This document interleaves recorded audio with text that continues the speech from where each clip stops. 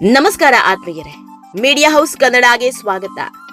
ಯಾರೋ ಆಡ್ಕೊಳ್ತಾರೆ, ಯಾರೋ ಕಾಲೆಳಿತಾರೆ, ನಮ್ಮ ಬಗ್ಗೆ 4 ಜನ ಏನಂತಾರೋ, ನಾವು ಹೀಗಿದ್ರೆ ಹೇಗನ್ಸುತ್ತೋ, ಈ ಕೆಲಸವನ್ನ ಮಾಡೋದಾ ಬಿಡೋದಾ, ಇದನ್ನ ನೋಡಿದವರು ಏನಾದ್ರೂ ಹೇಳಿದ್ರೆ ಹೀಗೆ ಅವ್ರು ಏನಂತಾರೋ ಇವ್ರು ಏನಂತಾರೋ ಅಂತ ಕಂಡವರ ಬಗ್ಗೆ ಯೋಚನೆ ಮಾಡ್ತಾ ಇದ್ರೆ ಜೀವನ ಪರ್ಯಂತ ಬರೀ ಯೋಚನೆಯಲ್ಲೇ ಮುಳುಗ್ ಹೋಗುತ್ತೆ.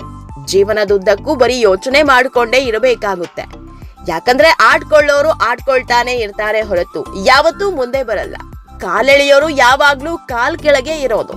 ಇದನ್ನ ಅರ್ಥ ಮಾಡ್ಕೊಂಡು ಯಾರು ಮುಂದೆ ನಡೀತಾರೋ ಅಂತವರು ಮಾತ್ರ ಏನಾದ್ರೂ ಒಂದು ಬದಲಾವಣೆ ಕಾಣೋದಕ್ಕೆ ಸಾಧ್ಯ. ಇದು ಅವರಿಗೆ ಇವರಿಗೆ ಅಂತಲ್ಲ, ಪ್ರತಿಯೊಬ್ಬರಿಗೂ ಹೇಳೋ ಮಾತು. ಜನರ ಬಗ್ಗೆ ತಲೆ ಕೆಡಿಸ್ಕೊಳ್ಬಾರ್ದು. ನಾವು ಮಾಡೋ ಕೆಲಸ ಸರಿಯಾಗಿದೆಯಾ, ನಮ್ಮ ಗುರಿ ನಮ್ಮ ಮನ್ಸಲ್ಲಿದೆಯಾ, ನಾವು ಮಾಡೋ ಕೆಲಸದಿಂದ ಬೇರೆಯವರಿಗೆ ನೋವಾಗಲ್ವಾ, ಹಾಗಿದ ಮೇಲೆ ಬೇರೆಯವರ ಬಗ್ಗೆ ಚಿಂತೆ ಯಾಕೆ ಮಾಡಬೇಕು? ಆಗಿದ್ದಾಗಲಿ, ಊರೇ ನನ್ನ ಬಗ್ಗೆ ಮಾತನಾಡಲಿ, ಡೋಂಟ್ ಕೇರ್ ಅಂತ ಮೈ ಕೊಡವಿ ನಿಲ್ತಾರೋ ಅಂತವರು ಮಾತ್ರ ಬದುಕಲ್ಲಿ ದೊಡ್ಡ ಮಟ್ಟಕ್ಕೆ ಬೆಳೆಯೋದಕ್ಕೆ ಸಾಧ್ಯ. ಈ ಮಾತನ್ನ ಯಾಕೆ ಹೇಳ್ತಿದೀನಿ ಅಂದ್ರೆ, ಬಿಗ್ ಬಾಸ್ ರಕ್ಷಿತಾ ಶೆಟ್ಟಿಯನ್ನ ನೋಡಿದ್ರೆ ನಿಜಕ್ಕೂ ಹೆಮ್ಮೆ ಅನ್ಸುತ್ತೆ. ನಾವು ಈಗೇನ್ ಹೇಳಿದ್ವಲ್ಲ, ಜನರ ಬಗ್ಗೆ ತಲೆ ಕೆಡಿಸಿಕೊಳ್ಬಾರ್ದು, ಆಡ್ಕೊಳ್ಳೋರ ಬಗ್ಗೆ ಯೋಚನೆ ಮಾಡಬಾರ್ದು ಅಂತ, ಸೇಮ್ ಹೀಗೆ ಬದುಕ್ತಾ ಇರೋರು ರಕ್ಷಿತಾ ಶೆಟ್ಟಿ. ಯಾಕಂದ್ರೆ ಜನ ಏನಂತಾರೋ, ನನ್ನ ಬಗ್ಗೆ ಕೆಟ್ಟ ಕೆಟ್ಟ ಕಾಮೆಂಟ್ ಮಾಡ್ತಾರೋ ಅಂತೆಲ್ಲ ಯೋಚಿಸ್ತಾ ಕೂತಿದ್ರೆ ಇವತ್ತು ಇಡೀ ಕರ್ನಾಟಕಕ್ಕೆ ರಕ್ಷಿತಾ ಯಾರು ಅಂತ ಗೊತ್ತಾಗ್ತಾ ಇರ್ಲಿಲ್ಲ. ಮುಂಬೈನಲ್ಲಿ ಮನೆ ಕಟ್ಸೋದಕ್ಕೆ ಆಗ್ತಾ ಇರ್ಲಿಲ್ಲ, ಟಿವಿಯಲ್ಲಿ ಮಿಂಚೋದಕ್ಕೂ ಸಾಧ್ಯ ಆಗ್ತಾ ಇರ್ಲಿಲ್ಲ. ಹಾಯ್ ಗೈಸ್ ಅಂತ ಶುರುವಾದ ಇವರ ಜರ್ನಿ ಇವತ್ತು ದೊಡ್ಡ ಮಟ್ಟದಲ್ಲಿ ಬೆಳೆದು ನಿಂತಿದೆ. ಹೊಸ ಉದ್ಯಮವೊಂದನ್ನ ಶುರು ಮಾಡಿದ್ದಾರೆ ಜಸ್ಟ್ 26 ವರ್ಷಕ್ಕೆ. ಅದು ಒಬ್ಬ ಹೆಣ್ಣುಮಗಳು ಯಾರು ಮಾಡೋದಕ್ಕೆ ಸಾಧ್ಯವಾಗದಂತಹ ಸಾಧನೆ ಮಾಡಿದ್ದಾರೆ. ತಾನೇ ತನ್ನ ಕಾಲ ಮೇಲೆ ನಿಲ್ಲೋದಲ್ಲದೆ ಹೊಸ ಉದ್ಯಮ ಶುರು ಮಾಡಿದ್ದಾರೆ. ಅಷ್ಟೇ ಅಲ್ಲ, 26ನೇ ವಯಸ್ಸಿಗೆ ದೊಡ್ಡ ಸಿಹಿ ಸುದ್ದಿ ಕೊಟ್ಟಿದ್ದಾರೆ. ಇದೆಲ್ಲದ್ರ ಬಗ್ಗೆ ಇವತ್ತಿನ ವಿಡಿಯೋದಲ್ಲಿ ಹೇಳ್ತಾ ಹೋಗ್ತೀವಿ. ಅದಕ್ಕೂ ಮೊದಲು ನೀವಿನ್ನೂ ನಮ್ಮ ಚಾನೆಲ್ನ ಸಬ್ಸ್ಕ್ರೈಬ್ ಮಾಡಿಲ್ಲ ಅಂದ್ರೆ ಮಿಸ್ ಮಾಡಬೇಡಿ, ಈಗಲೇ ಸಬ್ಸ್ಕ್ರೈಬ್ ಮಾಡಿ. ಈ ವಿಡಿಯೋನ ಕೊನೆವರೆಗೂ ನೋಡಿ, ನಿಮ್ಮ ಅನಿಸಿಕೆಗಳನ್ನ ಕಾಮೆಂಟ್ ಮಾಡಿ. ಆತ್ಮೀಯರೇ, ರಕ್ಷಿತಾ ಶೆಟ್ಟಿ ಈ ಜರ್ನಿ ಶುರು ಮಾಡಿದ್ದು 2021ರಲ್ಲಿ. ಈಗ 2026 ಅಂದ್ರೆ ಸುಮಾರು 5 ವರ್ಷದ ಜರ್ನಿ. ಈ 5 ವರ್ಷದ ಜರ್ನಿಯಲ್ಲಿ ರಕ್ಷಿತಾ ಶೆಟ್ಟಿ ಕಳ್ಕೊಂಡಿದ್ದು ಏನೂ ಇಲ್ಲ, ಬರೀ ಗಳಿಸಿದ್ದಷ್ಟೇ. ಆಡ್ಕೊಳ್ಳೋರ ಮುಂದೆ ಬರೀ ಸಕ್ಸಸ್ ಅನ್ನೇ ಕಂಡವರು ರಕ್ಷಿತಾ ಶೆಟ್ಟಿ. ಸರಿಯಾಗಿ ಕನ್ನಡ ಮಾತನಾಡೋದಿಕ್ಕೆ ಬರಲ್ಲ, ಉಚ್ಚಾರಣೆಯಂತೂ ಮೊದಲೇ ಸರಿಯಿಲ್ಲ.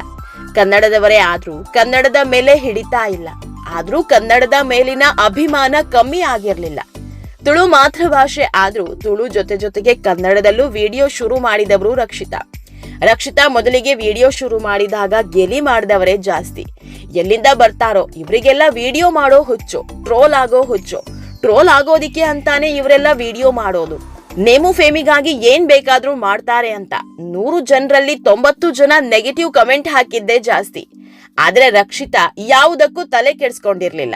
ಆಡೋರು ಆಡಿಕೊಳ್ಳಲಿ, ನನ್ನ ಕೆಲಸ ಏನು, ನಾನದನ್ನ ಮಾಡ್ತೀನಿ ಅಂತ ತಮ್ಮ ಪಾಡಿಗೆ ತಾವು ಮಾಡ್ತಾ ಇದ್ರು. ಅದೇ ಇವತ್ತು ಈ ಮಟ್ಟಕ್ಕೆ ತಂದು ನಿಲ್ಲಿಸಿರೋದು.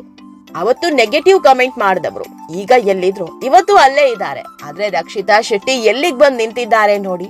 ಬಿಗ್ ಬಾಸ್ ನಿಂತ ಕಾರ್ಯಕ್ರಮದಲ್ಲಿ ಒಂದು ದಿನ ಕಾಣಿಸಿಕೊಳ್ಳೋದೇ ದೊಡ್ಡದು. ಈ ಕಾರ್ಯಕ್ರಮಕ್ಕೆ ಹೋಗಬೇಕು ಅಂತ ಕೋಟ್ಯಾಂತರ ಜನ ಕಾಯ್ತಾರೆ. ಆದ್ರೆ ಇಂಥ ಕಾರ್ಯಕ್ರಮದಲ್ಲಿ ಭಾಗವಹಿಸಿದ್ದಲ್ಲದೆ ರನ್ನರ್ ಅಪ್ ಕೂಡ ಆದ್ರು. ಅಪ್ಪ ಚಿಕ್ಕದೊಂದು ಪ್ಯಾನ್ ಶಾಪ್ ಅಂಗಡಿ ಇಟ್ಕೊಂಡಿದ್ರು. ಅಪ್ಪರಿಗಾಗಿ ಮುಂಬೈನಲ್ಲಿ ಕೋಟಿ ಮನೆ ಕೊಡ್ಸಿದ್ದಾರೆ.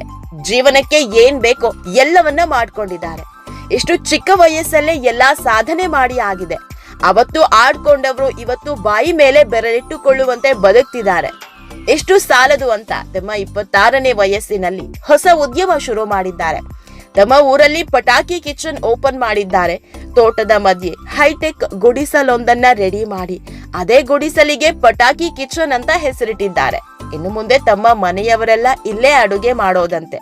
ಅಷ್ಟೇ ಅಲ್ಲ, ಇಲ್ಲಿಂದಲೇ ತಮ್ಮ ವಿಡಿಯೋಗಳನ್ನ ಶುರು ಮಾಡ್ತಾರಂತೆ. ಒಟ್ನಲ್ಲಿ ಆಡ್ಕೊಳ್ಳೋರ ಮಧ್ಯೆಯೂ ಬೆಳೆದು ನಿಲ್ಲೋದ್ ಹೇಗೆ ಅನ್ನೋದನ್ನ ರಕ್ಷಿತಾ ಸಾಧಿಸಿ ತೋರಿಸಿದ್ದಾರೆ. ಆತ್ಮೀಯರೇ, ಈ ವಿಡಿಯೋ ನಿಮಗೆ ಇಷ್ಟವಾದಲ್ಲಿ ಲೈಕ್ ಮಾಡಿ, ಶೇರ್ ಮಾಡಿ, ಕಾಮೆಂಟ್ ಮಾಡಿ. ಇನ್ನೂ ನಮ್ಮ ಚಾನೆಲ್ನ ಸಬ್ಸ್ಕ್ರೈಬ್ ಮಾಡಿಲ್ಲ ಅಂದ್ರೆ ಮಿಸ್ ಮಾಡಬೇಡಿ, ಈಗಲೇ ಸಬ್ಸ್ಕ್ರೈಬ್ ಮಾಡಿ.